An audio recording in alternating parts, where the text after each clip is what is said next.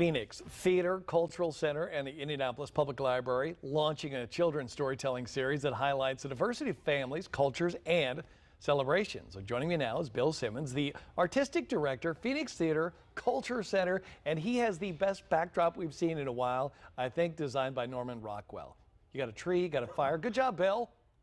Thanks very much. And you have dogs in there somewhere too, in case people want to look, right? Yeah, they might start barking at any moment. They're asleep in front of the tree, the fireplace, but as soon as the delivery person shows up, they lose their marbles. All right, that's secondary entertainment. That's what we call that. They're not actors, the dogs, but there are actors involved in this project. How so?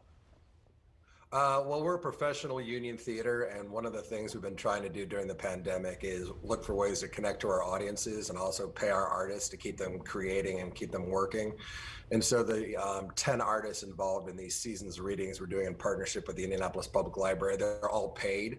And that's been very important to our mission since our inception 37 years ago, but it's been particularly important during the pandemic to keep artists employed. Yeah, so what are some of the themes that are showcased in the series?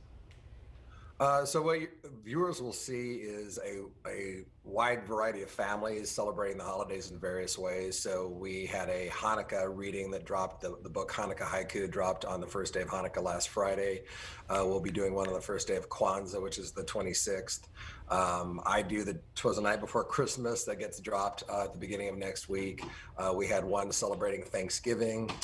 And then we have an LGBTQ themed one that will drop on New Year's Eve about a about a peacock being raised by a flock of pigeons. And he goes out in the world and realizes his uniqueness is what makes him special to the world.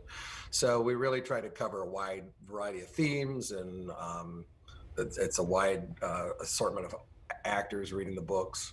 And speaking of those themes and the actors, why do you think these stories are so important to share? I mean, I could guess, but why do you think? Because I think they really celebrate what makes humans interesting and unique, which is our variety. One of my favorite readings was a book about a Black family celebrating Christmas during the Depression, read by my longtime friend Millicent Wright, who has been at the Indiana Repertory Theater for many years as a professional artist and has worked with us for many years. It just, I think, reminds me how fortunate I am to still be working and still being in an industry that I love, which is the performing arts. But also, I think it reminds me that, you know, my story is one of 9 billion on the planet, right? And I'm really interested in different voices telling different stories that I don't know. And that's kind of why I'm in the theater. All right, those stories, the most important part, how can people watch those stories? If you go to our Facebook page, the Phoenix Theater Facebook page, or phoenixtheater.org, you can see these. I think maybe the Indianapolis Public Library is dropping them. If you go to YouTube and you Google Phoenix Theater, search for Phoenix Theater Seasons Readings is the name of the program, and they're all free. This is a service. A lot of our programming has been free to our audiences while we've been online since March.